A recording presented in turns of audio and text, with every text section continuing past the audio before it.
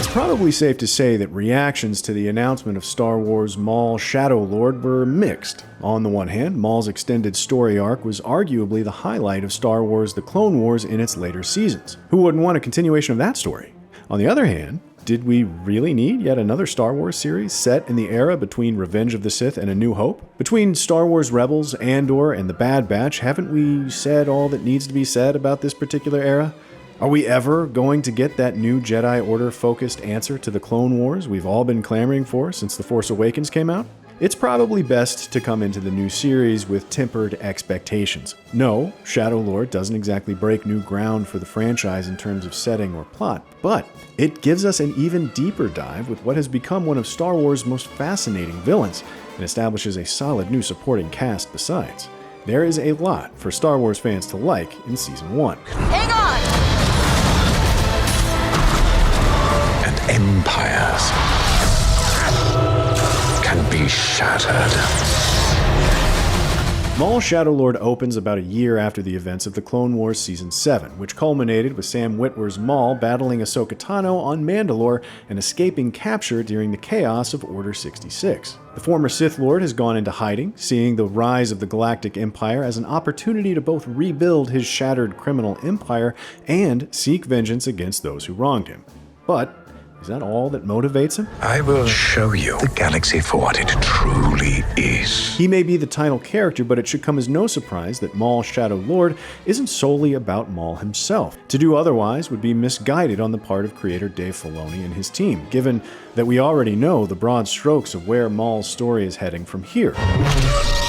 Thanks to 2018's Solo: A Star Wars Story, it's been established that Maul is ultimately successful in rebuilding his criminal empire, becoming the secret hand pulling the strings of Paul Bettany's Dryden Voss and the Crimson Dawn organization. Then, years later down the timeline, you have Star Wars Rebels, chronicling the last, tragic months of this villain's life.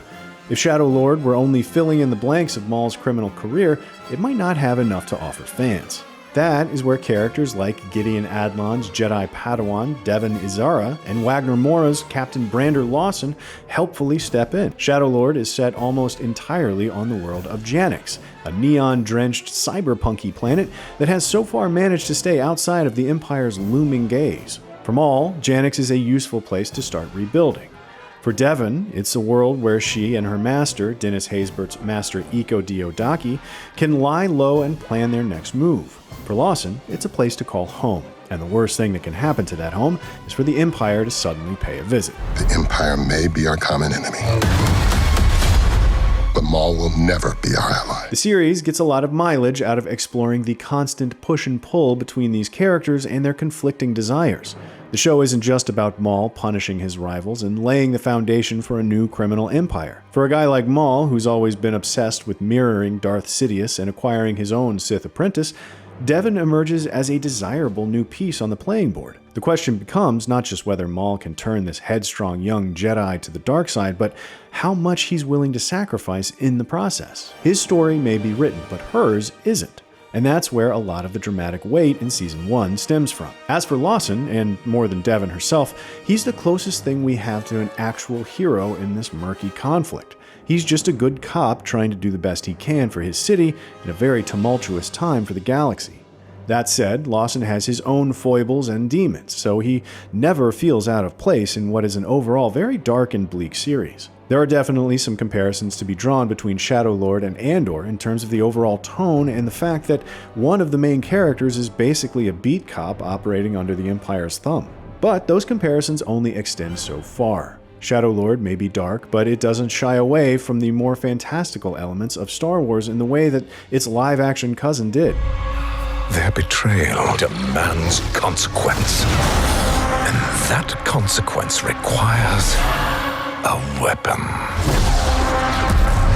There's the alien-heavy cast of characters, for one thing, which in itself is a bit of a nice change for the Disney Star Wars era. There's also the fact that Shadow Lord delivers a steady stream of lightsaber battles and epic shootouts, where Andor tended to be grounded far more in the mundane world beyond the Jedi and Sith.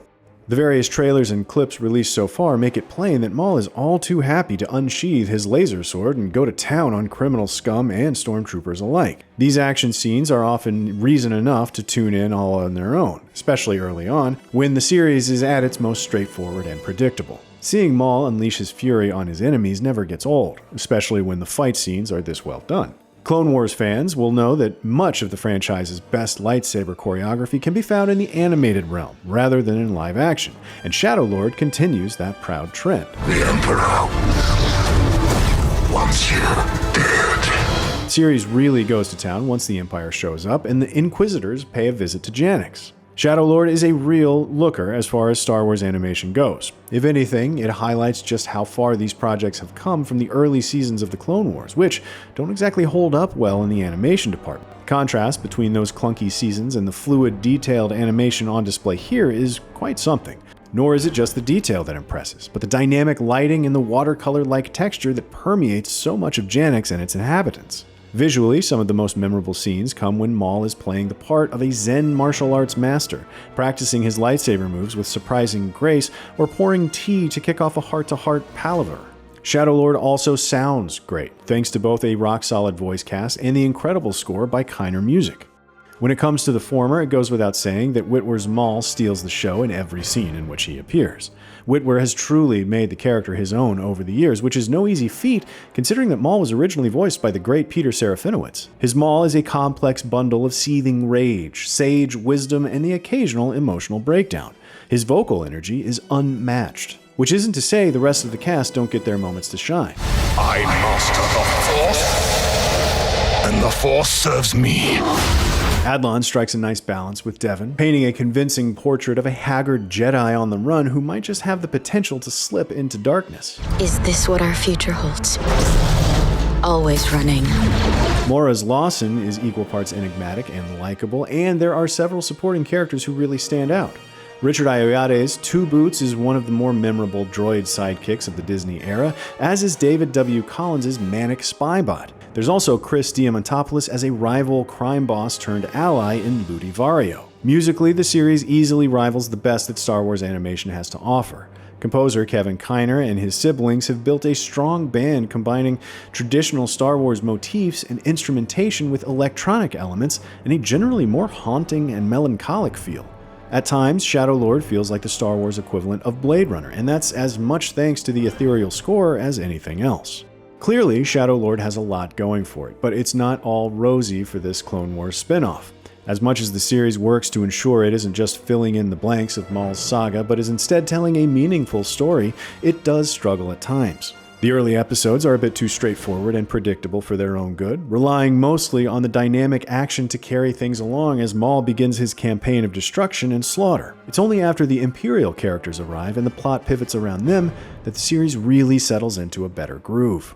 That provides Shadow Lord with the shakeup it needs, immediately forcing all the main characters onto the back foot. No longer is Maul simply building his little empire and courting a new apprentice, but he's also confronting the fact that he may have bitten off more than he can chew. Lawson is faced with his own personal doomsday scenario, and Devon and her master find themselves contending with the very worst-case scenario for Jedi who have managed to survive Order 66. Midway through, the series morphs from an enjoyable but pretty surface-level Star Wars adventure to something with more heft and dramatic meat to it. The Empire tried to kill me. Their betrayal demands consequence. For hardcore Darth Maul fans, watching Shadow Lord is a pretty much no-brainer. The series provides a welcome opportunity to spend even more time with Sam Witwer's iconic villain, and learn how he rebuilt his criminal syndicate in the era of the Empire. It doesn't hurt that Shadow Lord looks and sounds great, but if that were all the series were setting out to accomplish, it might be a tough sell for the less Maul-obsessed among us. Fortunately, the first 8 episodes of Season 1 are able to weave together an exciting narrative that places as much importance on the new supporting cast as it does Maul himself. Let us have our revenge. That's our thoughts on Maul, Shadow Lord's first 8 episodes. Let us know in the comments if you're excited for the new series, and make sure you keep it locked to IGN.